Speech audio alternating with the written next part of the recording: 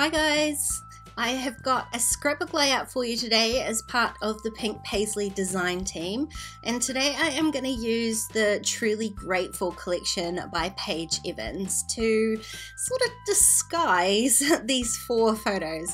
Tracy sent me these photos of her and Jack at their swimming lessons, and they're not great quality photos. As you can imagine, taking photos inside a public swimming pool is not that easy, so they're not the best photos, but I really did want to document them because they are so super cute. Look at his little face. He absolutely loves the water, so I definitely had to create a layout for these photos. And the way I'm going to kind of disguise them is, you can see here, I have picked out all of the blue papers that I could find from some of my scraps of the 12x12 papers and from the 6x8 paper pad. Picked out all the blue ones, and I've trimmed them into squares that are about 3 inches. They're just a little bit smaller than 3 inches, the same size as my photos there. Just small enough so that I can have a little gap of my background paper showing in between them.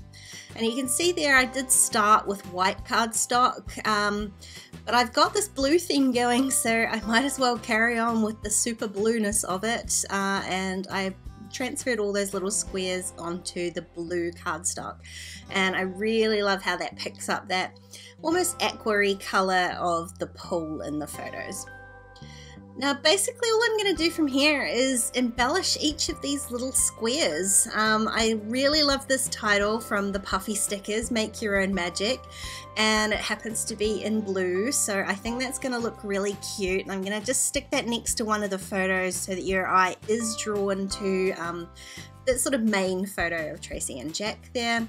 And then I've gone through the 2x2 paper pads to pull out any little blue or theme relevant embellishments, and I'm doing the same thing with these die cuts, just going through them and pulling out anything that might work. Now there's not a lot of blue in these embellishments, so I'm gonna have to just get a little bit creative, and as well as adding anything blue, I do want to just pull out a few extra little colors just to stop the layout becoming too monochromatic.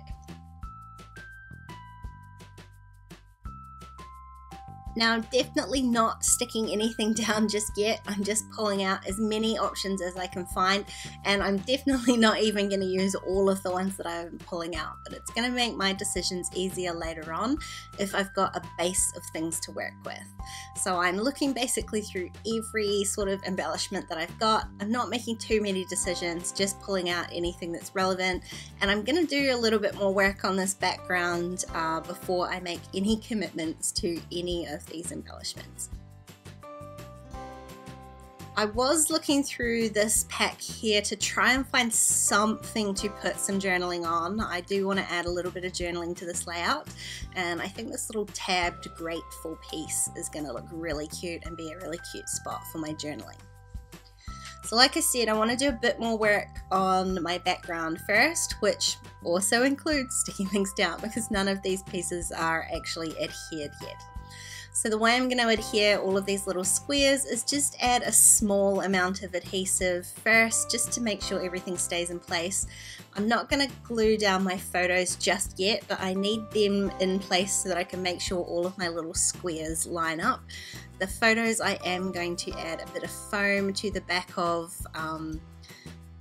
You can see me adhering this down just as I'm saying I'm not going to adhere it. I am going to pull that back up because the reason I'm only adding a little bit of adhesive is because I am going to run this through my sewing machine and stitch around each of these little squares first. So I don't want those photos getting in the road.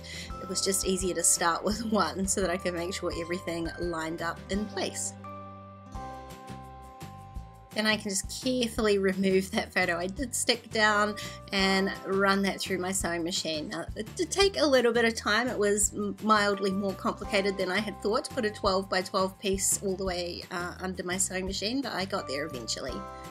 On all of the darker blue squares, I've used white thread, and then on those more whiter patterns, the lighter patterns, I have used a darker blue thread just to help that stand out a little bit. I didn't want the white to get lost on there.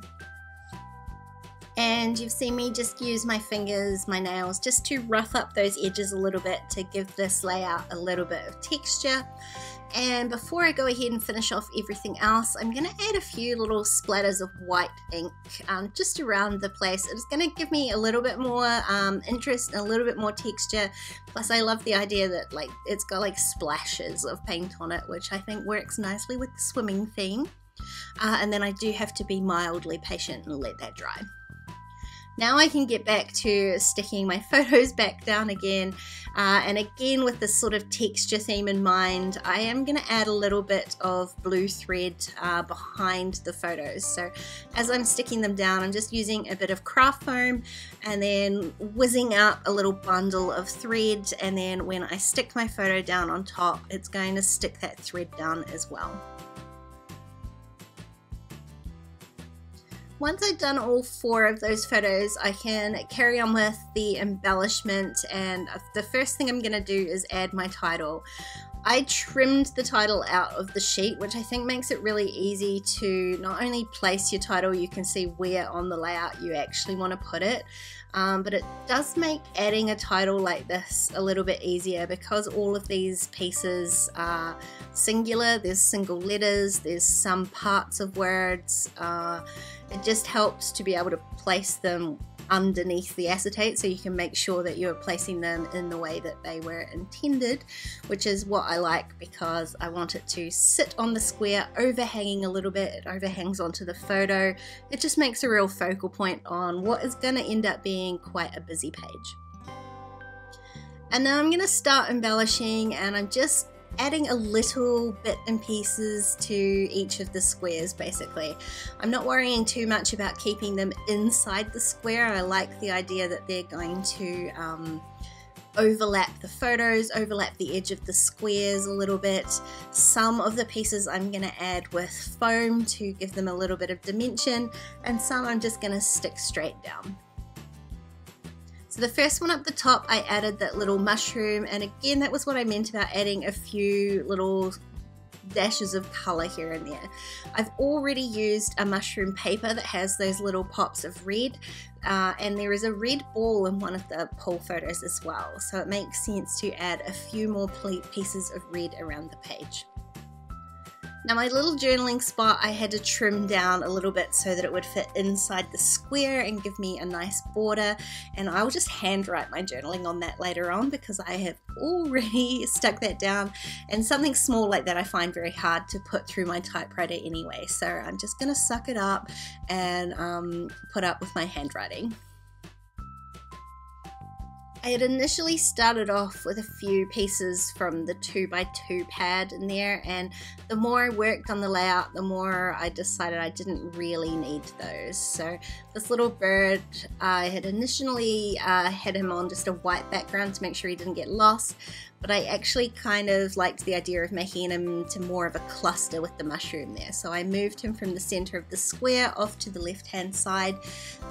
Rather than adding everything sort of into the middle of each square, I do want to try and create clusters just to keep your eye moving around the layout. Now I love these little alpha words, they're so cute, sort of puffy stickers, very hard puffy stickers, and I did pull off a couple of those, and again cutting them off the acetate means that I can move them around the layout and see where I want them to sit before I commit to it, especially when sticking them onto photos like this. I do find it really hard to remove them afterwards. The paper isn't so bad, but when you've stuck something onto a photo you really want to make sure that it's in the right place. There we go, I'm adding my journaling. I just used a permanent marker for that one because the journaling spot is a little bit slick and I wanted to make sure that I didn't end up smudging that later on. These stickers, there are a few little tiny words down the bottom, so I'm adding a couple of those as well. They add a little bit of embellishment, but nothing too eye-catching. At this point, I'm trying to make sure that the photos do have a little bit of the focus, so I'm trying not to add too many sort of elements, I guess. My last step is to add my favorite puffy stickers, and these ones I'm just going to make sure that I add a few different colors, especially some of the greens. I've got a couple of greeny kind of embellishments in there, and I want to tie that all together by adding some of the green puffy stickers.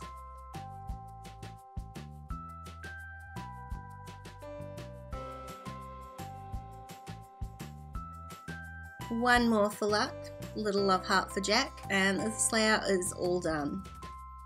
So don't get frustrated if you've got crappy photos, you can still use them. Maybe just try and disguise them a little bit. I love that I've got these photos documented. Look at the joy on his face. Thanks for watching, guys, and if you enjoyed this video, don't forget to give it a thumbs up and subscribe to my channel if you haven't already. If you want to keep watching, there's a couple more videos on screen, or why not check out my Patreon page? There are even more videos over there. Otherwise, I'll see you guys next time. Bye!